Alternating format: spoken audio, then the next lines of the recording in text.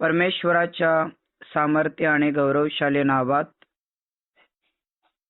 प्रगटीकरणाचं गहन शिक्षण घेणाऱ्या प्रत्येकांचे मी पास्टर अमर कुमार दिवे परत एकदा स्वागत करत आहे. आज आपण प्रगटीकरणाचं पुस्तक अध्याय 22 आणि वचन 8 आणि वचन 9 कडे लक्ष आपण केंद्रित करणार आहोत. तत्पूर्वी काल आपण पाहिलं संदेश त्यांच्या आत्म्याचा देव, म्हणजे परमेश्वराचा आत्मा काही वेळेस संदेष्ट्यांवर येत होता आणि ते संदेश देत होते. काही वेळेस तो याजकावर येत होता, ते याजक पापांच्या क्षमेसाठी पश्चाताप करत होते. तर काही राजांवर येत होता आणि राजे युद्ध करण्यासाठी तत्पर राहत होते. आणि तो संदेश त्यांचा आत्म्याचा देव आता तुमच्या आणि माझ्या बरोबर बोलतो आणि तुम्हाला आणि मला प्रत्येक परिस्थितीमध्ये सावधान करतो, सावध करतो. हेच आपण काल पाहिलं. आणि कालच्या संदेशातून आपण योहान 16, 12 आणि 13 मध्ये पाहिलं की तुम्हाला पुष्कळ गोष्टी मला सांगायच्या होत्या, परंतु त्या तुम्हाला सहन होणार नाही. माझा कैवारी म्हणजे सत्याचा आत्मा येईल आणि तुम्हाला मार्ग दाखवून सर्व काही सत्यात नेईल आणि होणाऱ्या गोष्टी तुम्हाला प्रगट करेल. तर मग आपल्यामध्ये देवाचा आत्मा असल्याशिवाय, परमेश्वराच्या आत्म्याने आपण परिपूर्ण भरल्याशिवाय होणाऱ्या गोष्टी आणि झालेल्या गोष्टी, या सर्व गोष्टी आपल्याला प्रगट होऊ शकत नाही. हे कालच्या संदेशातून आपण पाहिलं. आजचा माझा विषय देवाला नमन करणे होय. आजचा माझा विषय देवाला नमन करणे होय. तर त्यासाठी प्रगटी 22 आणि वचन 8 आणि वचन 9 कडे मी तुमचं लक्ष केंद्रित करणार आहोत.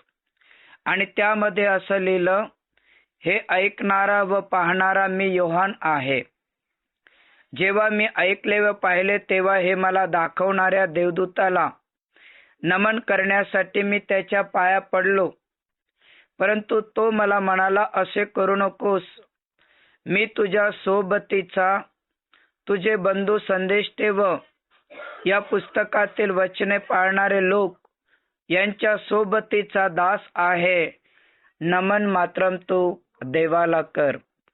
प्रियानो, पात्मा नावाच्या बेटावर अतिशय पीडा सहन करणारा योहान, अतिशय पीडित जीवन जगणारा योहान, त्या ठिकाणी असताना जेव्हा या स्वर्गदूताने सर्व काही दाखवलं आणि सर्व काही दाखवल्याच्या नंतर एक एक गोष्ट ज्यावेळेस पात्मा नावाच्या बेटावर राहून त्याने लिहून काढल्या आणि आता समाप्तीच्या वेळेस, आता समाप्त होत आहे आणि समाप्तीच्या वेळेस आता त्याला पाया पडण्यासाठी, त्याचे आभार मानण्यासाठी योहान आता त्याच्या पुढे गेला.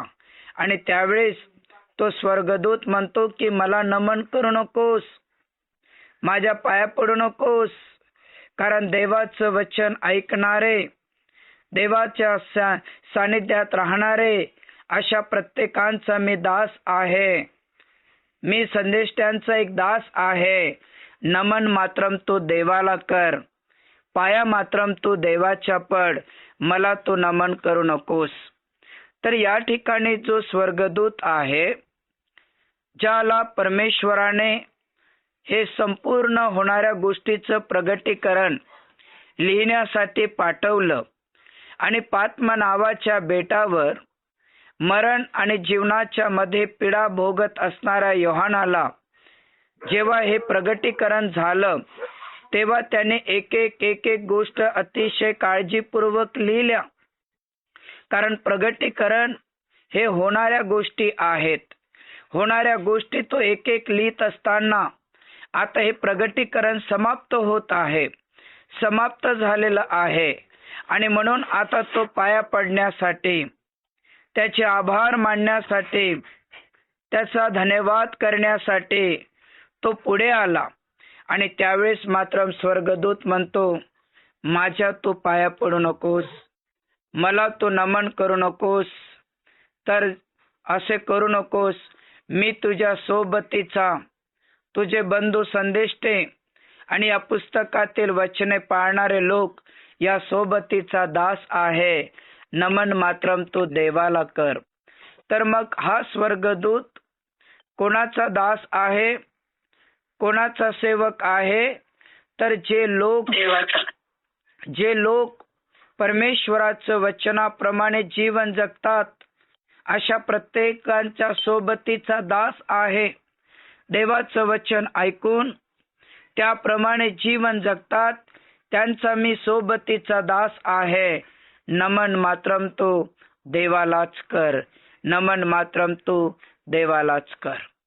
आज प्रियांनो, परमेश्वराने ज्यावेळेस संपूर्ण सृष्टीची निर्मिती केली त्यावेळेस मनुष्य हा मेंढपाळ नसलेल्या मेंढरासारखा सैरावैरा इकडून तिकडं भरकटत होता.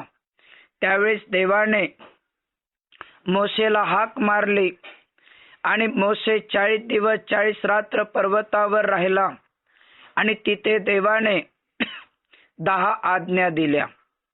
10 आज्ञा यासाठी दिल्या की जे लोक 6 लाख लोक जे फारोच्या गुलामगिरीतून देवाने बाहेर काढलेले होते, कोणी कुलदेवतांची उपासना करत होते, कोणी सूर्य दैवतांची उपासना करत होते, तर कोणी डावी उजवीकडल्या मूर्तीची उपासना करत होते. आणि म्हणून परमेश्वराने 10 आज्ञा दिल्या.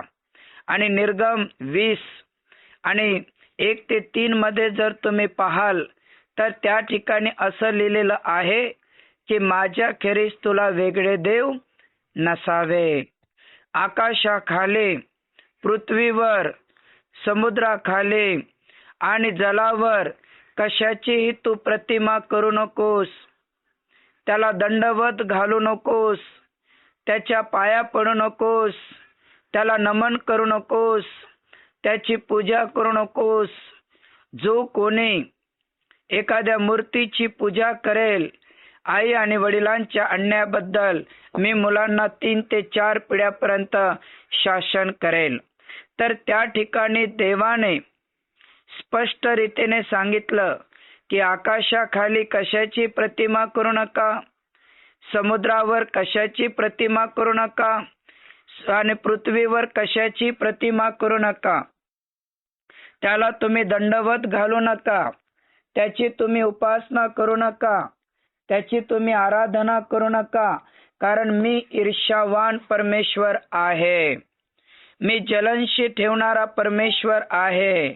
जे माझा द्वेष करतात त्यांच्या मुलांना 3 ते 4 पिढ्यापर्यंत मी दंड देतो, 3 ते 4 पिढ्यापर्यंत मी त्यांना शासन करतो. आणि म्हणून परमेश्वराचे प्रिय लोक हो, जर आपल्याकडून जर एखादी चूक झाली असेल, निर्माणकर्त्याला सोडून जर आपण निर्मितीची उपासना करत असेल आणि आपल्या चुकीमुळं आपल्या मुलांच्या 4 पिढ्यांवर परमेश्वराचा श्राप आहे, परमेश्वराचा दंड आहे. आणि म्हणून आपल्या लेकरांसाठी पश्चाताप करणं, प्रार्थना करणं आणि देवाकडे विनंती करणं की देवा, मी एका काळात माझे आई वडील, माझे पूर्वज, माझे वाडवडील यांनी देवा निर्माणकर्त्याला सोडून निर्मितीची उपासना केली, त्यांची आराधना केली. प्रभू, आम्ही अंधारात होतो, आमच्याकडून झालेल्या पापांची क्षमा कर आणि आमच्यावर आलेला 4 पिढ्यांचा श्राप प्रवेशूच्या नावात देवा तू रद्द कर. आणि अब्रामाला दिलेला आशीर्वाद आकाशातील तारे आणि समुद्रातील वाळू इतका तो आमच्यासाठी दे. अशा प्रकारे प्रार्थना करून आपल्या मुलांवरचा श्राप, आपल्या मुलांच्या मुलावरचा श्राप प्रवेशूच्या नावात रद्द करा प्रियांनो. कारण 4 पिढ्यापर्यंत श्राप आपल्या वाडवडिलांच्या चुकीमुळं, आपल्या आईवडिलांच्या चुकीमुळं, आपल्या पूर्वजांच्या चुकीमुळं आलेले आहेत. आणि म्हणून आपल्याला नमन देवाला करायचं आहे, नमन देवाला करायचं आहे. तर या ठिकाणी स्वर्गदूत त्या योहानाला म्हणतो, तू माझ्या पाया पडू नकोस, तू मला नमन करू नकोस, तर नमन मात्रम तू देवाला कर, ज्याने आकाश आणि पृथ्वी निर्माण केले, ज्याने समुद्र आणि तारे निर्माण केले, त्या देवाला तू नमन कर, त्या देवाची तू उपासना कर, त्या देवाची तू आराधना कर. हीच परमेश्वराची इच्छा आहे आणि हीच परमेश्वराची आज्ञा पण आहे. चला यावेळेस एक वचन आपण वाचन करूया. प्रगटीकरणाचं पुस्तक अध्याय 14 आणि वचन 6 आणि 7 मध्ये देवाची आज्ञा काय आहे. प्रगटीकरणाचं पुस्तक अध्याय 14, 6 आणि 7 मध्ये देवाची आज्ञा काय आहे. नंतर मी दुसरा एक देवदूत अंतराच्या मध्यभागी उडताना पाहिला. त्याच्याजवळ पृथ्वीवर राहणाऱ्या लोकांना, म्हणजे प्रत्येक राष्ट्र, वंश, निरनिराळ्या भाषा बोलणारे लोक यांना सांगण्यास सार्वकालिक सुवार्ता होती. तो मोठ्याने म्हणाला, देवाची भीती बाळगा व त्याचा गौरव करा, कारण न्याय निवाडा करायची त्याची घटका आली आहे. ज्याने आकाश आणि पृथ्वी, समुद्र व पाण्याचे झरे निर्माण केले, त्याला तुम्ही नमन करा, त्याला तुम्ही नमन करा. तर या ठिकाणी बघा, एक स्वर्गदूत अंतरात उडत उडत काय म्हणतो की त्याच्याजवळ सार्वकालिक जीवनाची सुवार्ता आहे, अनंत काळाच्या राज्यात जाण्याची सुवार्ता आहे. आणि ती सुवार्ता पृथ्वीवर असणारे प्रत्येक राष्ट्र, नंबर 2 प्रत्येक वंश, नंबर 3 प्रत्येक निरनिराळ्या भाषा बोलणारे, अशा प्रत्येक व्यक्तीला सार्वकालिक सुवार्ता सांगण्यासाठी होती. आणि तो मोठ्याने काय म्हणाला, तुम्ही देवाची भीती बाळगा आणि तुम्ही देवाचा गौरव करा.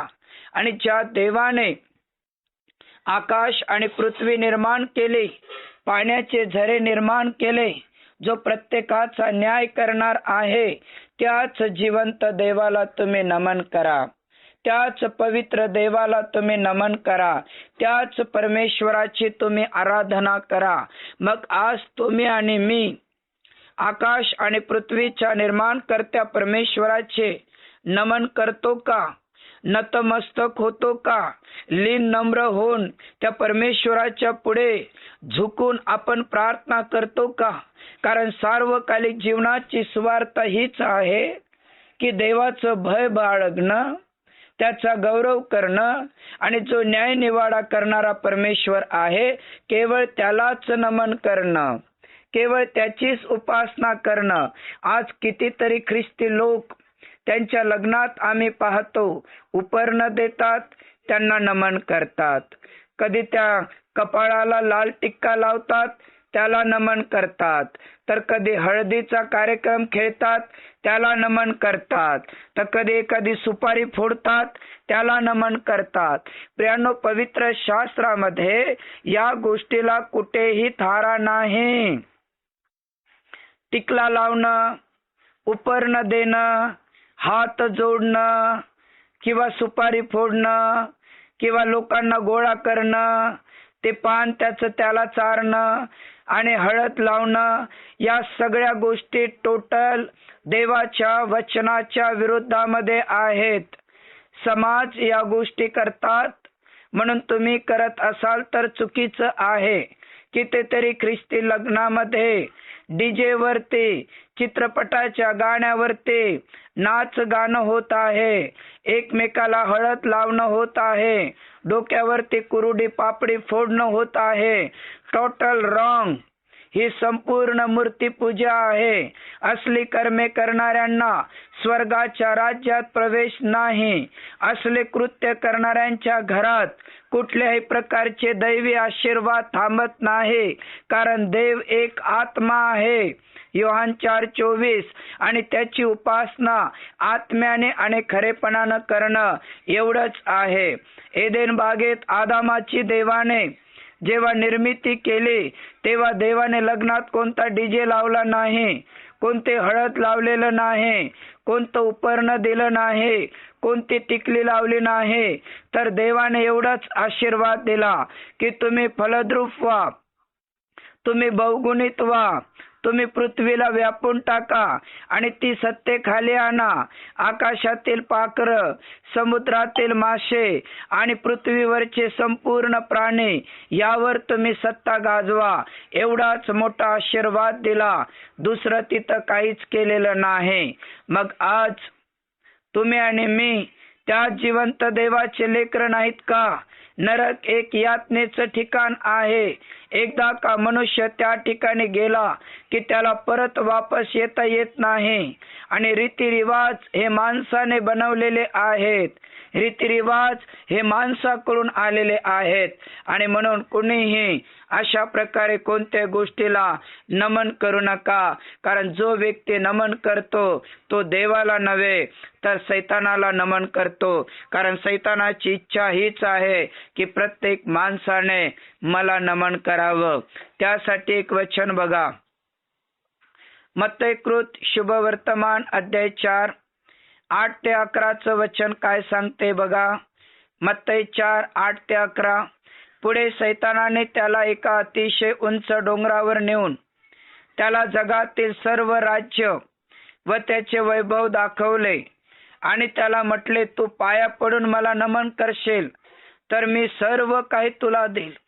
तेव्हा येशूने त्याला म्हटले, अरे सैताना, चालता हो, कारण शास्त्रलेख असा आहे की परमेश्वर तुझा देव यालाच नमन कर व त्याचीच उपासना कर. मग सैतान त्याला सोडून गेला आणि देवदूत येऊन त्याची सेवा करू लागले. या ठिकाणी बघा, अतिशय उंच डोंगरावरती येशूला नेलं, जगातलं राज्य दाखवलं, जगाचं वैभव दाखवलं, जगातले लोक दाखवले आणि तो येशूला म्हणाला, हे जगाचं वैभव मी तुला देतो, जगाचं राज्य मी तुला देतो, जगातले सर्वच्या सर्व लोक मी तुला देतो. तू माझ्या पाया पडून मला नमन कर, तू माझ्या पाया पडून मला नमन कर. मी हे सर्व काय तुला देतो. जग देतो, पैसा देतो, पद देतो, जगाचं वैभव तुला देतो. तू फक्त माझ्या पाया पड आणि मला नमन कर. आणि त्यावेळेस येशूने त्याला उत्तर दिले, अरे सैताना, तू निघ, कारण शास्त्रात असं लिहिलेलं आहे की परमेश्वर तुझा देव यालाच नमन कर आणि त्यालाच उपासना कर. आज एखादे भारत सरकार जर तुमच्याकडे आला आणि तुमच्या मुलाला म्हणाला की तुला मी गव्हर्नमेंटची सर्व्हिस देतो, फक्त तू माझ्या पाया पड, मी तुला शाळेमध्ये शिक्षकाची ड्युटी देतो. आज कितीतरी ख्रिस्ती लोक पायास काय लोटांगण घ्यायला सुद्धा मागचा पुढचा विचार करणार नाही.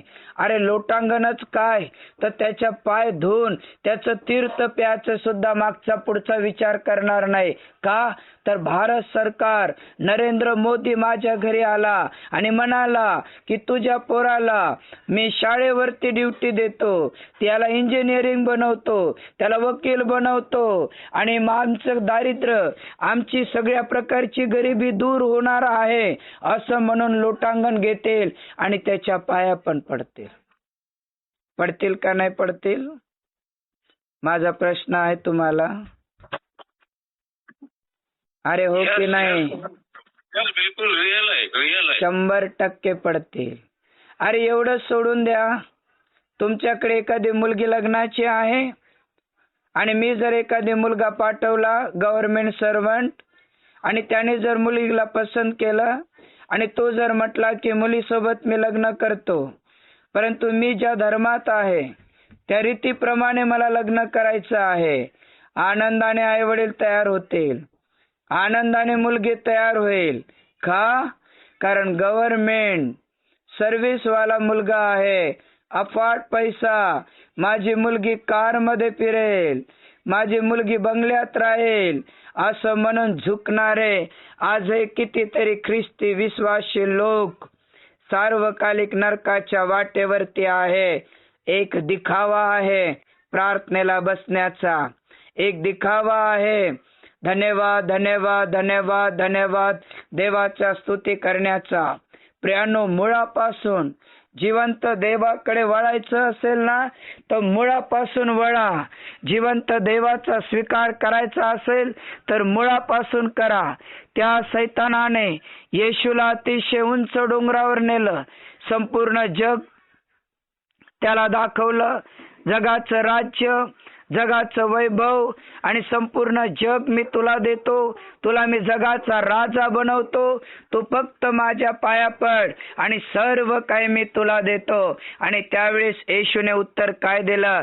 अरे सैताना, तू काय हो? चालता हो. अरे दृष्ट आत्म्या, तू चालता हो. कारण मी देवाशिवाय कोणालाच नमन करू शकत नाही. देवाशिवाय मी कोणाच्याच पाया पडू शकत नाही. आज प्रियांनो, कितीतरी ख्रिस्ती लोकांचे दाखले ख्रिश्चन आहे, याच्या त्याच्या पाया पडतात. हिंदू महार दाखला करतात आणि कास्ट सर्टिफिकेट काढून आज सवलती घेण्यासाठी सर्वात पुढं आणि पुढं जातात. ख्रिस्ती म्हणून पण जीवन जगतात आणि दारिद्र्य रेषेखाली कुपनावरती नाव पण लिहिण्यात पुढं. ख्रिस्ती म्हणून पण जीवन जगतात आणि एखादी घरकुलाचं प्रकरण आलं तर ते कागद जोडायला पुढंच आहेत. आणि ख्रिस्ती म्हणून जीवन पण जगतात आणि लाडकी बहीण म्हणून आपले कागद पुढं देऊन हे पण करायला पुढं, ते पण करायला पुढं, हे पण करायला पुढं, ते पण करायला पुढं. प्रत्येक गोष्टीमध्ये आपले लोक का असे पुढे राहू शकते? अरे एकच कुठला तरी विश्वास कायमस्वरूपी ठेवा. एकाच विश्वासाने तुम्ही जीवन जगा, तेव्हाच कुठं आपलं जीवन यशस्वी होऊ शकतो. नाहीतर ख्रिस्त विरोधकाच्या काळात तो ख्रिस्त विरोधक जेव्हा मारहाण करेल, हाल करेल, पाया पडायला लावेल, त्यावेळेस तुम्ही काय कराल काय सांगता येणार नाही. इतकं मोठं डेंजर आणि इतके मोठे डेंजर वातावरण येणार. आणि म्हणून ज्यावेळेस प्रभू येशू ख्रिस्ताचा जन्म झाला त्यावेळेस मागे लोक पूर्वेकडील तारा पाहून येशूला नमन करण्यासाठी आले. मत्तई 2 आणि 9 ते 11 जर तुम्ही पाहाल तर पूर्वेकडील तारा पाहत ते चालले. डोंगराळ भागातून, जंगलाच्या भागातून, काटेरी झाडातून चालत आले आणि मागचा पुढचा त्यांनी विचार केला नाही. जंगलामध्ये वाघ, कोल्हे, लांडगे आम्हाला काय खातील की काय त्याचा विचार करत नाही.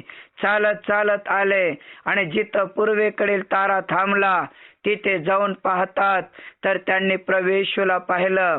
आणि प्रभू येशूला पाहून त्यांनी लोटांगण घेऊन येशूला नमन केलं, येशूची पूजा केली, येशूचा जय जयकार केला. सोने, ऊद, गंधरस हे सर्व काही त्याला अर्पण केलं.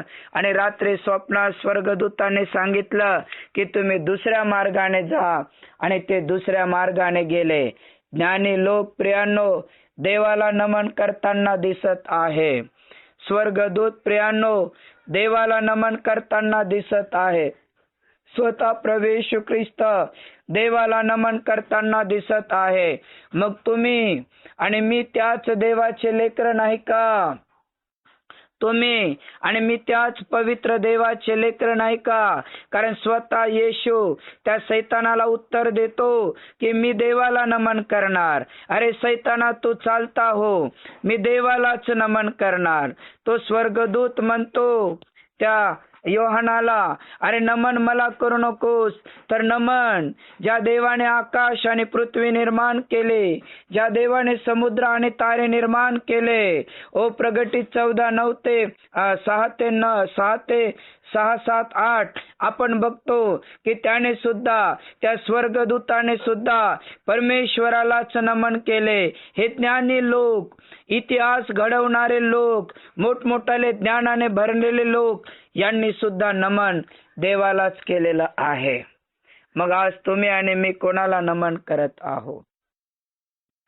तुमचं आणि माझं जीवन कोणाला नमन करत आहे हे पडताळून पाहण्याची गरज आहे. या शेवटच्या काळात जीवन जगत असताना सैतान वेगवेगळ्या प्रकारची परिस्थिती आपल्या पुढे आणतो. वेगवेगळ्या प्रकारचा छळ आपल्या पुढे आणतो, आपल्याला हातापाय जोडायला भाग पाडतो. परंतु प्रियांनो, स्वर्गदूत जिवंत देवाला नमन करताना दिसत आहे. स्वतः प्रभू येशू ख्रिस्त जिवंत देवाला नमन करताना दिसत आहे. ओ स्वतः ज्ञानी लोक जिवंत देवाला नमन करताना दिसत आहे. मग तुम्ही आणि मी त्याच पवित्र देवाचे लेकर नाही का?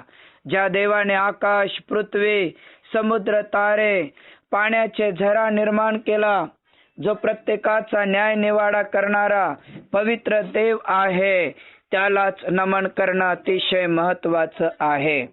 पात्मा नावाच्या बेटावर योहान अतिशय पीडा भोगत आहे. त्याला मारून टाकण्यासाठी काळ्या पाण्याची शिक्षा दिली. त्याला मारून टाकण्यासाठी पात्मा नावाच्या बेटावर गरम कातडीत त्याला गुंडाळून टाकून देण्यात आलं. त्याला मारून टाकण्यासाठी कितीतरी दिवस त्याला उपाशी ठेवलं. अशा परिस्थितीमध्ये योहान हा मृत्यू पावला नाही आणि त्याला परमेश्वराचं वचन प्राप्त झालं. त्याला प्रगटीकरण प्राप्त झालं.